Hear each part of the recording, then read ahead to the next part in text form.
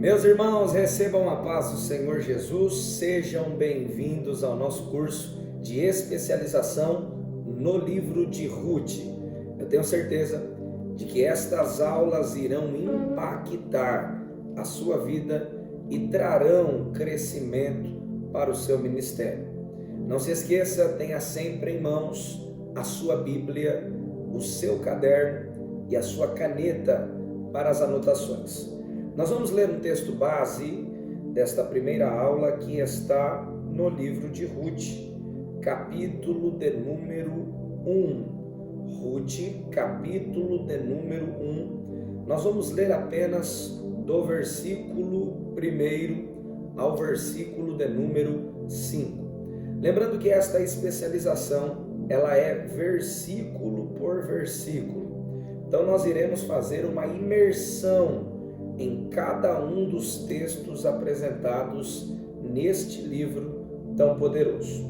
Ruth, capítulo 1, versículo de número 1 a seguir.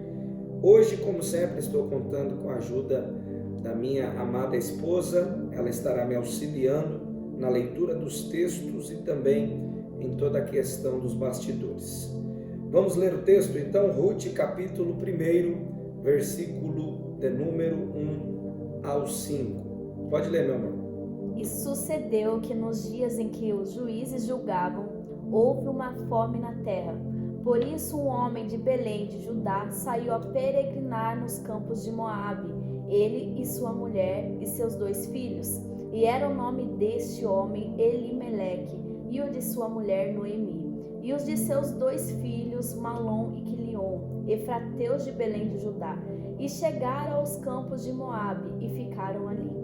E morreu Elimeleque, marido de Noemi, e ficou ela com seus 2 filhos, os quais tomaram para si mulheres moabitas, e era o nome de uma Orfa e a da outra Ruth, e ficaram ali quase 10 anos. E morreram também ambos, Malom e Quilion, ficando assim a mulher desamparada dos seus 2 filhos e de seu marido. Muito bem.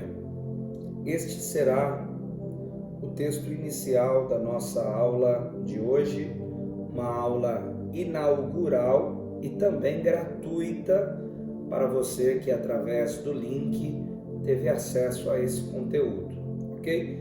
Todas as aulas de todos os nossos cursos, a primeira aula é gratuita para que o aluno possa ter acesso ao conteúdo, conhecer os nossos cursos e também imergir de forma bastante profunda.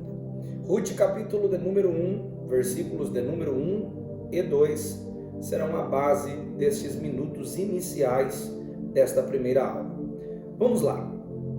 Nós precisamos observar algumas expressões importantes no texto e nós vamos fazer isso a partir do versículo de número 1, que inicia-se assim: E sucedeu que, nos dias em que os juízes julgavam. Eu gostaria que você circulasse essa expressão. Nos dias em que os juízes julgavam. O texto continua. Houve uma fome na terra. Circule essa segunda expressão. Houve fome na terra. Por isso um homem de Belém de Judá saiu a peregrinar. Circule essa terceira expressão, peregrinar. Nos campos de Moabe, ele e sua mulher e os seus 2 filhos. Então aqui nós temos neste versículo 1, 3 expressões muito importantes. Primeiro, os juízes julgavam. Segundo, fome na terra. Terceiro, peregrinar ou saiu a peregrinar. Todo o contexto, toda a base do livro de Ruth está em cima destes 3 pilares. Juízes julgavam, fome na terra e saiu a peregrinar. Estes 3 pontos são importantíssimos para que se haja uma compreensão do livro de Ruth. A primeira coisa que nós precisamos entender diante desses 3 pilares é que toda a história do livro de Ruth aconteceu no período dos juízes, ou no período em que os juízes julgavam. Essa informação inicial é de extrema importância. É por isso que o capítulo 1, versículo 1, inicia-se: e sucedeu que nos dias em que os juízes julgavam. Então toda a história acontece neste período, o período em que os juízes julgavam. Por que essa expressão é importante? Porque a terra passou por vários períodos. Como você pode observar aqui na lousa, nós tivemos o período dos pais, Adão e Eva. Nós tivemos o período patriarcal, Abraão, Isaque, Jacó. Nós tivemos o período dos juízes. Logo após o período dos juízes em que eles julgavam, nós tivemos o período da teocracia, monarquia, o período dos profetas, o período dos reis.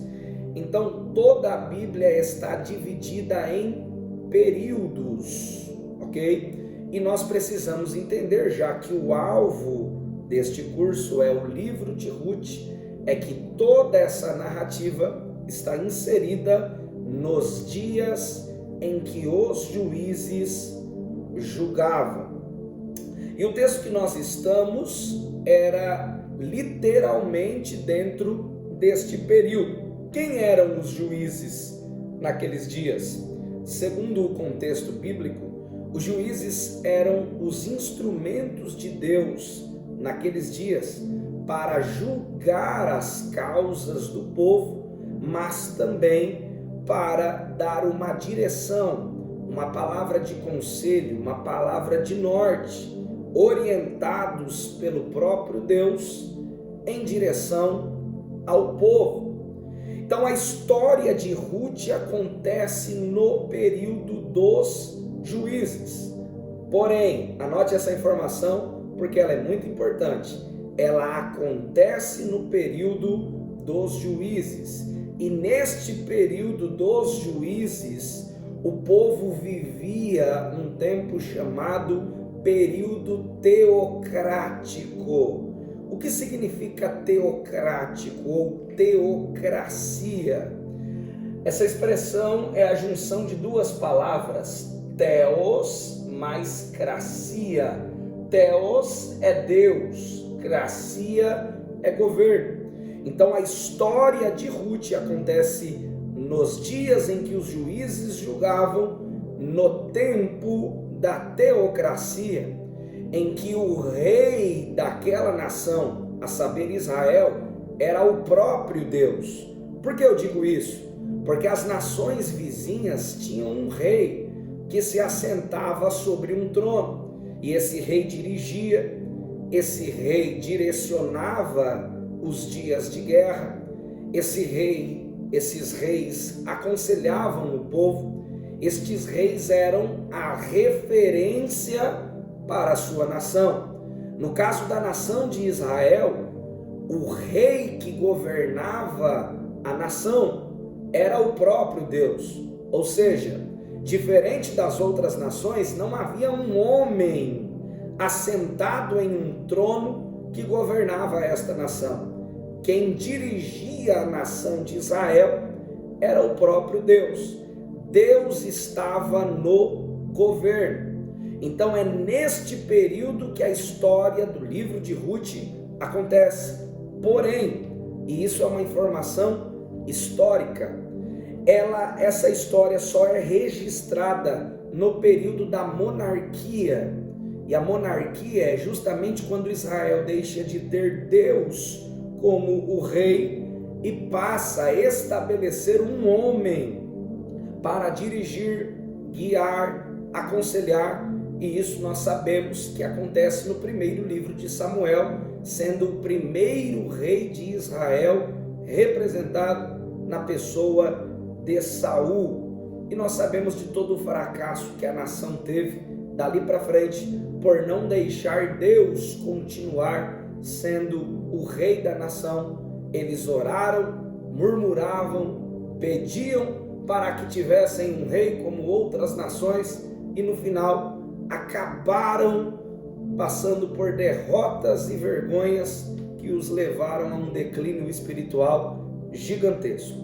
Então essa é uma parte muito importante que você precisa notar. A história de Ruth acontece no período dos juízes, no tempo da teocracia, mas é registrada apenas no tempo da monarquia, ok? O período do registro aconteceu justamente nos dias em que Davi reinava. Então acontece na teocracia, nos dias dos juízes, é registrado e chega ao conhecimento de todos no tempo da monarquia, já com o segundo rei em Israel, que era Davi. Então nos dias de Davi aconteceu o registro do livro de Ruth, quando ele reinava. Então nós vamos observar que houve um período entre o acontecimento e o registro. E esse período de tempo entre o acontecimento e o registro é um período de 200 anos. Anote isso. 200 anos após o ocorrido da história é que o livro de Ruth foi registrado. Ok? O contexto histórico do livro de Ruth é o livro de Juízes. Vou repetir a minha fala. O contexto histórico do livro de Ruth é o livro de Juízes. Então é impossível você entender o livro de Ruth sem ter este contexto, essa guisa introdutória que não está no próprio livro de Ruth, está no livro de Juízes. Só é possível entender o tempo, o que estava acontecendo, se nós tivermos como base uma noção do que aconteceu nos dias em que os juízes julgavam. É importante você que está tendo acesso a essa primeira aula saber que essas primeiras informações, elas são informações técnicas, históricas, são informações introdutórias, para que quando nós entrarmos de fato em cada um dos capítulos deste livro, nós possamos fazer as aplicações que irão trazer a vocês uma visão ainda maior daquilo que Deus deseja compartilhar pela mensagem no livro de Ruth. Para você que ainda não me conhece, todas as nossas aulas são extremamente expositivas, ou seja, em praticamente tudo aquilo que eu ensino, eu aplico uma lição, fazendo com que as nossas aulas e cursos se tornem ainda mais interessantes. Mas quando se trata de informações introdutórias como essa, é importante que você se concentre em anotar tudo, porque depois nós vamos mergulhar em águas profundas e eu tenho certeza que esse curso trará um impacto muito grande para o teu ministério. Então, o contexto histórico do livro de Ruth é o livro dos Juízes, o livro dos Juízes. Sendo assim, como eu disse, eu só posso compreender esse livro se eu conhecer o contexto histórico do livro de Juízes. Por exemplo, nós vamos observar, volte ao texto, lê para mim, meu amor, o versículo de número 1, capítulo 1 de Ruth, versículo de número 1, justamente depois da parte em que os juízes julgavam. Olha essa expressão. Houve uma fome na terra. Houve uma fome na terra. Então olha só, nos dias em que os juízes julgavam, vírgula, houve uma fome na terra. Para nós entendermos isso, nós precisamos fazer uma pergunta. Por que uma fome aparece no livro de Ruth? Nós só podemos entender porque a fome aparece em Ruth se nós compreendermos o que aconteceu nos juízes, no contexto dos juízes. Então nós vamos ler alguns textos, eles já estão aqui para vocês. Juízes 17:6, Juízes 18:1, 19:1, 21, 25, ok? Estes textos nos darão base do porquê a fome aparece no livro de Ruth. Vamos à Bíblia, Juízes, capítulo de número 17. versículo de número 6. Vamos ler o texto? Pode ler, meu amor. Naqueles dias não havia rei em Israel. Cada um fazia o que parecia bem aos seus olhos. Naqueles dias não havia rei em Israel, e cada um fazia o que parecia bem aos seus olhos fazer. Capítulo 18, versículo 1. Por que houve uma fome? Primeira base. Segunda base, 18:1 de Juízes. Vai lá. Naqueles dias não havia rei em Israel, e nos mesmos dias a tribo dos danitas buscava para si herança para habitar, porquanto até aquele dia entre as tribos de Israel não lhe havia caído por sorte sua herança. Parece que a história se repete. Capítulo 19, versículo 1. Capítulo 19, versículo de número 1. Aconteceu também naqueles dias em que não havia rei em Israel, que houve um homem levita que, peregrinando aos lados da montanha de Efraim, tomou para si uma concubina de Belém de Judá. Capítulo 21, versículo 25. Em todos os textos há uma expressão-chave que nos faz entender por que houve fome. Capítulo 21, versículo de número 25, o último texto base, para que nós possamos entender isso. Naqueles dias não havia rei em Israel, porém cada um fazia o que parecia reto aos seus olhos. Então nós vamos perceber que há algumas expressões dentro dessas referências que nos dão base para entender por que houve fome no livro de Ruth. Então, duas expressões aparecem com destaque em todas essas referências. Primeira expressão, não havia rei em Israel. Não havia rei em Israel. Segunda expressão que se repete, cada um fazia o que parecia bem aos seus olhos fazer. Essas são as duas expressões que mais se repetem em todo o livro de Juízes, que nos dão base para entender o porquê a fome aparece no livro de Ruth.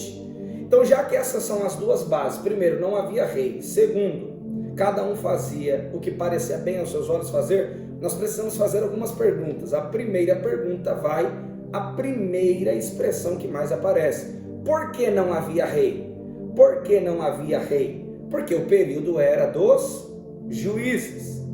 Então, na verdade, desde Gênesis até o livro de Juízes, o tempo em que predomina na história é o teocrático. É o período que Deus está no governo do seu povo. Não há rei em Israel, porque é Deus quem governa. Não há rei em Israel, porque Deus é o rei. Não há rei em Israel, porque é Deus que vence as pelejas, que direciona o povo, que aconselha o povo, que dá uma palavra de norte ao povo. Quem governa é Deus. Enquanto as outras nações tinham um rei, Israel era governado por Deus. Israel não era governado por homens. Israel tinha Deus como seu principal guia. Então, o que é a teocracia? É Deus no controle da história, é Deus no controle da família, é Deus no controle do ministério, é Deus no controle dos projetos, é Deus no controle de todas as coisas. O problema é que quando eu não permito que Deus tenha o controle da minha história, que Deus tenha o controle das minhas decisões, que Deus tenha o controle das minhas escolhas, que Deus tenha o controle da rota que eu preciso traçar, e eu começo a fazer o que parece bem para mim, o que dá na telha, o que vem no coração, o que sobe na mente, todas as vezes que eu permito que Deus fique de lado, para que eu tome as decisões que eu acho correto fazer, Deus vai permitir que um período de crise chegue, para que nós possamos despertar e entender que Ele quer voltar a ser o guia da nossa história. Ele não quer que você seja o rei da tua própria história. Ele não quer que a caneta que rege a história da sua vida esteja na sua mão. Ele não quer que você tome as suas próprias rotas e direções. Ele quer ser o seu guia, Ele quer ser o dono da tua história, Ele quer ser o teu Senhor, Ele quer ser o teu provedor, Ele quer ser aquele que vai vencer as suas guerras e te direcionar ao melhor que Ele preparou para a sua vida. Então muitas pessoas estão vivendo as consequências do livro de Ruth, porque deixaram Deus de lado na sua história, colocaram Deus em uma prateleira de canto e começaram a seguir aquilo que parecia bem aos seus olhos fazer, e aí você já não ora mais como deveria, já não busca mais como deveria, já não jejua mais como deveria, já não lê mais como deveria, porque você não entendeu que Deus quer ser o centro da sua história. Ele não quer estar de canto, Ele não quer ser a última opção, Ele não quer ser procurado apenas nos dias de angústia e dificuldade. Ele quer ser o centro, Ele quer dirigir a rota da tua história, e quando isso não acontece, Deus vai preparar um cenário para te trazer de volta ao centro da sua vontade. A fome que acontece no livro de Ruth é resultado de pessoas que decidem dirigir e reinar sobre as suas próprias vidas, deixando Deus, a sua vontade, o seu plano e o seu projeto de lado. Então, o problema de algumas tempestades na nossa vida é quando nós queremos assumir o controle dela, quando nós tomamos decisões sem orar, decidindo sem direção, agindo sem consultar a Deus. E nesta aula inicial e inaugural, Deus está dizendo: devolva o controle da sua vida para mim.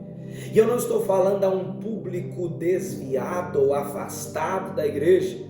O que mais me intriga é que esta palavra é dirigida a um público crente que está na igreja, mas que está tomando as suas próprias direções. Deus está dizendo: me devolva o controle, deixe que eu faça da tua história aquilo que eu escrevi para que ela seja. O melhor de Deus na sua vida, ou o melhor da sua história, não está nas decisões que você toma. Tanto é que as decisões que você tomou por si só te levaram a frustrações, te levaram a tropeços, te levaram a quebrar a cara na caminhada da vida. Mas quando você coloca a direção, o governo da sua vida na mão de Deus, todas as coisas cooperam para o bem. Deus está falando conosco: devolva o governo da sua vida para mim, devolva o governo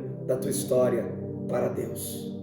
Primeiro livro de Samuel, capítulo 8, é o início do período da teocracia. Na verdade, é o final do período da teocracia, porque o período da monarquia começa a partir desse capítulo. O período da monarquia. E o que é monarquia, pastor? É o homem no governo. Então são dois períodos da história: teocracia e monarquia. Teocracia, Deus no governo, Deus no controle, Deus no comando. Monarquia, o homem no governo, o homem no trono, o homem no comando.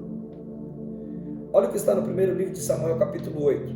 Então, só reforçando, 1 Samuel, capítulo de número 8, é o final do período teocrático e o início do período da monarquia.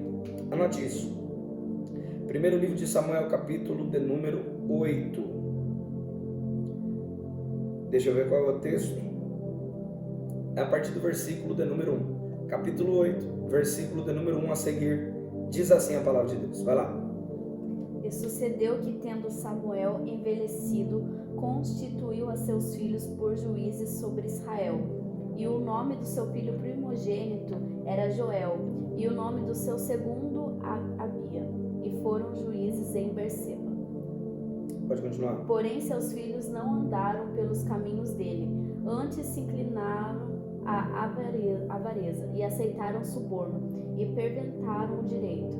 Então todos os anciões de Israel se congregaram e vieram a Samuel a Ramá. Olha o que está no versículo 7. E disseram-lhe, 7?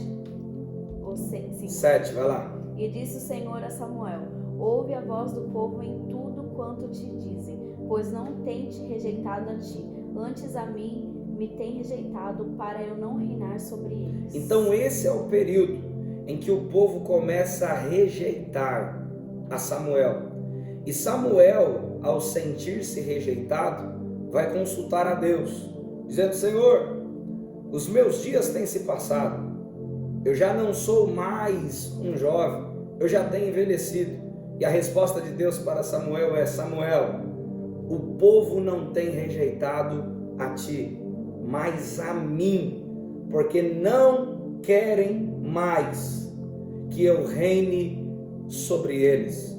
A escolha de que Deus não reinasse mais sobre a nação foi do povo e não de um homem. O povo decidiu que não queria mais que Deus reinasse sobre a sua vida e escolheram que um novo rei fosse eleito, fosse levantado para que pudesse reinar sobre eles. Capítulo 8 do primeiro livro de Samuel é o final da teocracia e o início da monarquia. Só que é interessante observar que na monarquia reinaram 3 grandes reis. O primeiro foi Saul, o segundo foi Davi e o terceiro foi Salomão. Cada um destes reis reinaram por um período de 40 anos, totalizando 120 anos. Este período da monarquia comparado ao da teocracia é muito menor. Então, monarquia, 120 anos, 3 grandes reis, Saul, Davi e Salomão, 40 anos cada um dos reis. Só que é um período que não vai muito longe, é um período que não prospera por muito tempo. Por quê? Observe isso. Por que o povo quer tirar Deus do governo? Porque quando Deus tem o controle, escuta isso, quando Deus tem o controle das coisas, ou o governo da nossa vida nas suas mãos, Deus não aceita bagunça. O homem aceita a bagunça, Deus não aceita. Por que eles querem tirar Deus do controle, Deus do governo? Porque Deus, Ele não aceita que nós façamos da nossa vida aquilo que bem queremos. Quando a nossa vida está na palma das suas mãos e no seu governo, nós precisamos deixar de fazer a nossa vontade para fazer a dele. Então por que o homem não quer deixar Deus no governo? Porque o homem gosta de bagunça, Deus não gosta. O homem não quer fazer a vontade de Deus porque decidiu fazer o que bem quer, e com Deus nós temos uma vontade soberana para se obedecer. Quando Deus está no controle, ninguém pode viver do jeito que quer, ninguém pode viver na prática do pecado. O homem não quer que Deus esteja no governo, porque o homem quer viver a sua vida, como diz a música mundana, deixando a vida o levar, fazendo aquilo que bem acha, se deleitando nos seus próprios prazeres, tomando decisões que dá na telha. O homem não quer que Deus governe, porque ele quer traçar as suas próprias rotas, mas não caia nesse erro, não caia nesse laço do inimigo. Devolva o governo da sua vida nas palmas da mão de Deus e você irá prosperar, porque a sua vida no seu controle, no seu governo, ela terá um declínio que te levará a ruínas, que te levará a abismos. Mas se a sua vida estiver no centro da vontade de Deus, em tudo quanto aquilo que você fizer, Deus te fará prosperar, porque Ele estará no governo e no controle de toda a história da sua vida. É muito mais fácil viver a monarquia, porque na monarquia, que é o homem no controle, eu beijo o que eu quero, eu vou para onde eu quero, eu me envolvo quando eu quero, eu sou o meu rei, eu tomo as direções da minha vida. Mas Deus nos trouxe aqui para dizer: você não vai longe demais se continuar sendo o rei da sua própria história. Empreste o seu coração como um trono para que Deus se assente e faça o que bem quiser na tua vida. Eu termino essa primeira parte da aula, eu encerro essa aula de número 1 fazendo uma pergunta: será que tem alguém que nos ouve que está disposto a viver uma teocracia, ao ponto de dizer: Deus, me leve para onde o Senhor quiser, me dirija para a direção que o Senhor quiser, me use da forma que o Senhor quiser?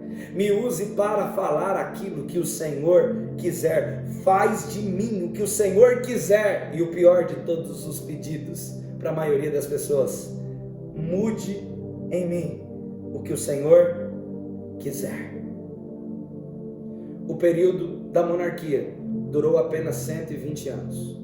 Deus nunca vai permitir que o homem permaneça no controle da sua vida por muito tempo. Enquanto a monarquia dura 120, a teocracia só no livro de Juízes. Lembra que eu disse? De Gênesis a Juízes. A teocracia só em Juízes, 330 anos.